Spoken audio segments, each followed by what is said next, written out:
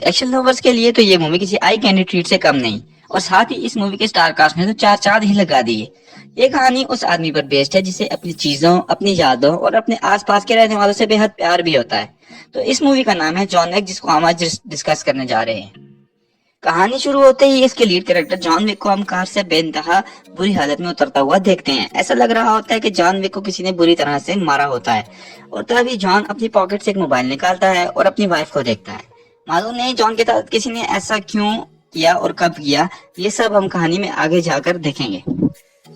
अब कहानी यहाँ से फ्लैशबैक में चली जाती है और हम जॉन को अपनी वाइफ के साथ देखते हैं जो कि हॉस्पिटलाइज होती है, मगर जिंदगी से ये जंग हार जाती है। अब सीन शिफ्ट होता है उसकी वाइफ के फ्यूनरल में।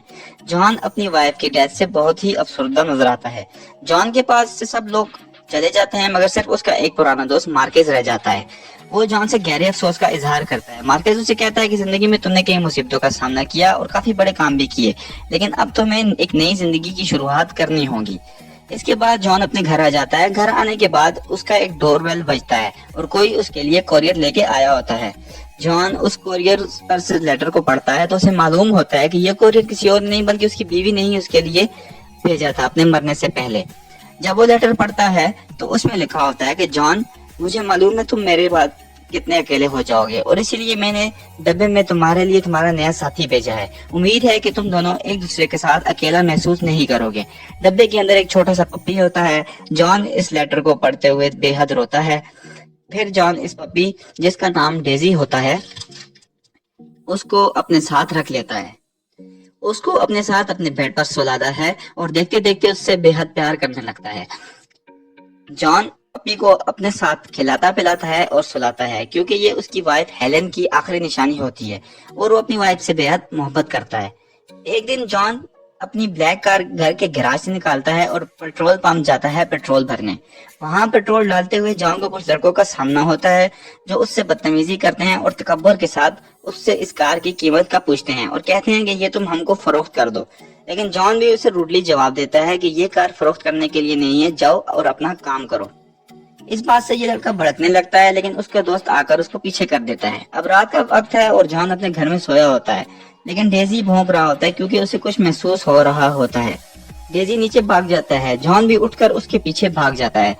नीचे जाने पर जॉन देखता है कि वही दिन वाले लड़के और अपने घर के अंदर घुस आए हैं। वो अचानक जॉन को डंडा मारकर गिरा देते हैं। फिर वो जॉन को डंडे से और भी मारते हैं, यहाँ तक कि वो बेहोश होने के करीब होता है।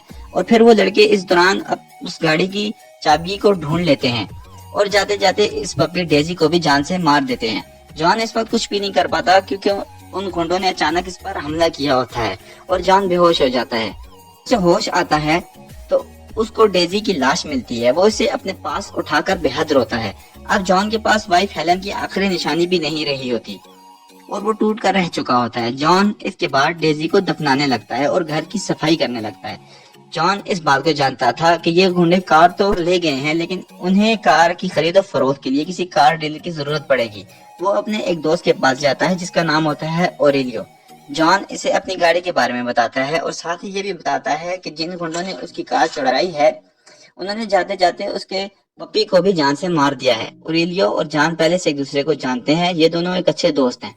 ओरेलियो जॉन को बताता है कि उसके पास जोसेफ आया था और उसकी गाड़ी को नंबर प्लेट चेंज करने का कह रहा था, लेकिन जब ओरेलियो ने देखा कि ये गाड़ी तो जॉन की है तो उसने मना कर दिया और उसके साथ लड़ाई भी हुई। जोसेफ एक बड़े रशियन माफिया का बेटा होता है।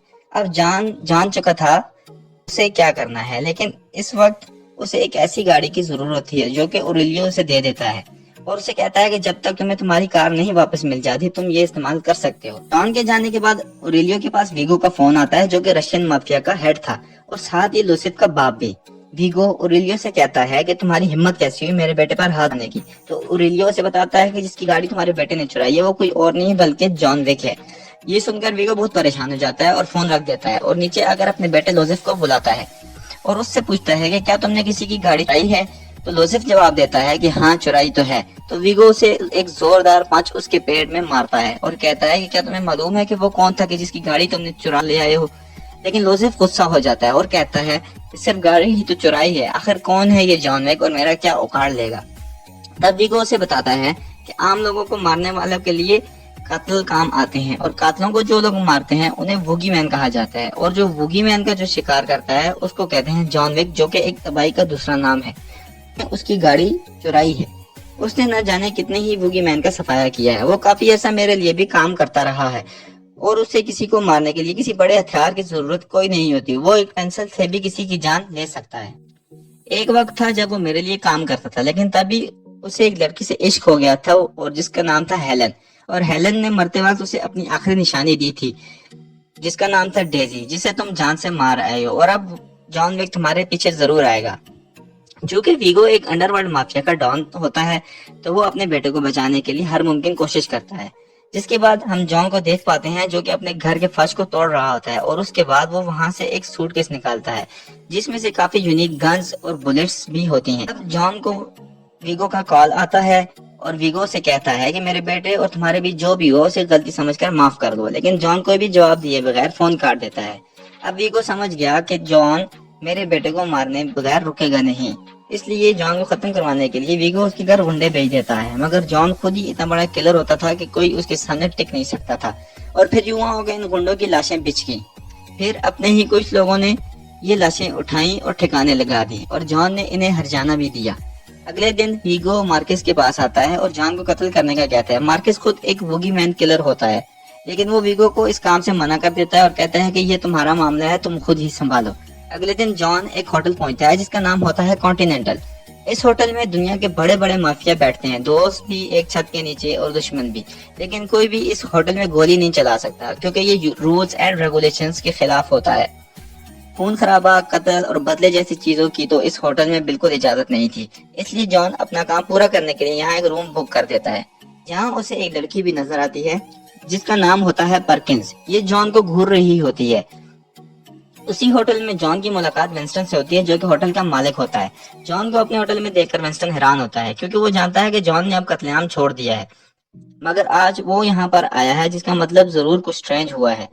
जॉन उसे बताता है कि इस बार ये मेरे अपने से दुश्मनी है, मैं इसे खुद ही निपट लूंगा। विंस्टन इसे पहले से जानता था और इसीलिए उसने लोजेफ का पता जॉन को बता दिया था और कहता है कि ये तुम्हें टाउनबर्ग के नाम के होटल में मिलेगा। अब जॉन पूरी तैयारी के साथ गन्स लोड करके और सूट पहनकर टाउनबर्ग होटल में चला जाता है। यहाँ क्लब पहुंचते ही ये 5-6 लोगों को यूं ही गिरा देता है। इसे देखकर बहुत से लोग इस पर फायर खोलते हैं, लेकिन जॉन की फाइटिंग स्किल्स के साथ मुकाबला कभी किसी का नहीं हो सकता था। देखते देखते यहाँ पर भी लाशों का ढेर लग जाता है, मगर इस समय से लोजेफ भाग जाता है। इसी रात कॉन्टिनेंटल होटल में परकिंस जॉन पर हमला करती है और उसे खत्म करने की कोशिश करती है क्योंकि वीगो ने जॉन की सिपाही परकिंस को दी होती है, लेकिन ये भी जॉन के सामने नहीं टिक पाती। अब जॉन उसे पकड़कर उसके सर पर गन रखता है और कहता है कि कोई ऐसी बात बताओ कि मैं तुम्हारी जान बख्श दूं। तो परकिंस उसको बताती है कि वीगो ने अपना सारा पैसा एक चर्च में छुपा रखा है। वो चर्च यहाँ से 18 मील की दूरी पर है। जॉन इसे बेहोश करके यहाँ से निकल जाता है और चर्च में पहुंच जाता है। वो वहाँ पर लाशों के ढेर लगाने के बाद उस पैसे को आग लगा देता है जो कि काले धन का पैसा होता है, क्योंकि जॉन को मालूम होता है कि वीगो अपने पैसों से बेहद प्यार करता है और वो अपने पैसों के जलने का सुनकर यहाँ पर जरूर पहुंचेगा। सेम टू सेम ऐसा ही होता है और वीगो वहां पर पहुंच जाता है। जॉन इस पर अपने फायर खोल देता है। यहाँ पर सख्त लड़ाई होती है और अचानक एक कार आकर जॉन को टक्कर मार देती है और वो बेहोश हो जाता है। आंख खुलने पर वो देखता है कि वो वीगो के कब्जे में है। वीगो जॉन से कहता है कि तुम्हारे अंदर आज भी वही सारी बातें हैं, लड़ने की स्किल्स, आंखों में मौत का मंजर और गुस्सा भी, मगर आज तुमने जिंदगी का सबसे गलत काम किया है, मेरी दौलत को जलाकर। पैसों के साथ साथ उनमें कुछ ऐसे डॉक्यूमेंट्स भी थे जिनसे मैं अंडरवर्ल्ड का सबसे बड़ा माफिया बन सकता था, मगर मैं इन सब चीजों को भूलने के लिए तैयार हूँ अगर तुम मेरे बेटे को माफ कर दो। जॉन कहता है कि यह नामुमकिन है। वीगो को गुस्सा आता है, वो अपने लोगों को कहता है कि जॉन को मारो। अगर अचानक हम देखते हैं कि वीगो के लोगों पर कोई स्नैपिंग करने शुरू हो जाता है और वो कोई और नहीं होता बल्कि मार्केस होता है जो कि जॉन का पुराना दोस्त होता है। अब जॉन जब यहाँ से रिलीज हो जाता है तो वीगो का पीछा करने लगता है और वीगो को पकड़ लेता है। जॉन के पकड़ने पर वीगो अपने बेटे की सारी इन्फॉर्मेशन जॉन को दे देता है क्योंकि वीगो को मालूम होता है कि इस वक्त लोजेफ के साथ सख्त सिक्योरिटी है और जॉन उसे नहीं मार सकेगा। यहाँ भी सब उल्टा हो जाता है। जॉन एक खतरनाक एंट्री देता है और बहुत से लोगों को मार देता है और आखिर में लोजेफ को भी अपना निशाना बना देता है। ये बात वीगो तक पहुंचती है, वो गुस्से से पागल हो जाता है। वो जॉन के दोस्त मार्केस को उठवा कर उसे बेरहमी के साथ मार देता है और ये बात जॉन को फोन करके बताता है और कहता है कि उसकी लाश तुम्हारे ही घर पर है, अगर तुम चाहो तो जाकर देख सकते हो। जॉन जब घर पहुंचता है तो वाकई देखता है कि मार्केस की लाश उसके आगे मौजूद होती है। अब इसे मजीद गुस्सा आता है। अब मार्केस को मारने के बाद वीगो जानता था कि जॉन इसका पीछा जरूर करेगा, इसलिए वो इस शहर को छोड़कर भागने की कोशिश करता है। ये सारी बातें विंस्टन से कहाँ छुपी थी, क्योंकि वो कॉन्टिनेंटल का मालिक था और उसे उसके इतने जासूस थे कि उस तक हर चीज पहुंच जाती थी। विंस्टन वीगो की लोकेशन और सारी इंफॉर्मेशन जॉन को बता देता है और फिर होती है एक जबरदस्त फाइट, जहां पर जॉन वीगो को कुत्ते की तरह पटक पटक कर मारता है। वीगो अपनी जान बचाने की पूरी कोशिश करता है, मगर वो जॉन के सामने बेकार जाता है और फाइनली जॉन वीगो को भी मार डालता है, मगर इस लड़ाई में वो खुद भी काफी जख्मी हो जाता है।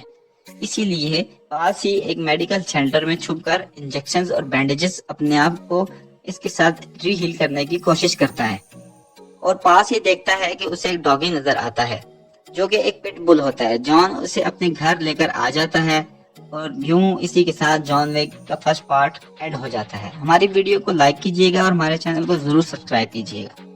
Thank you for watching.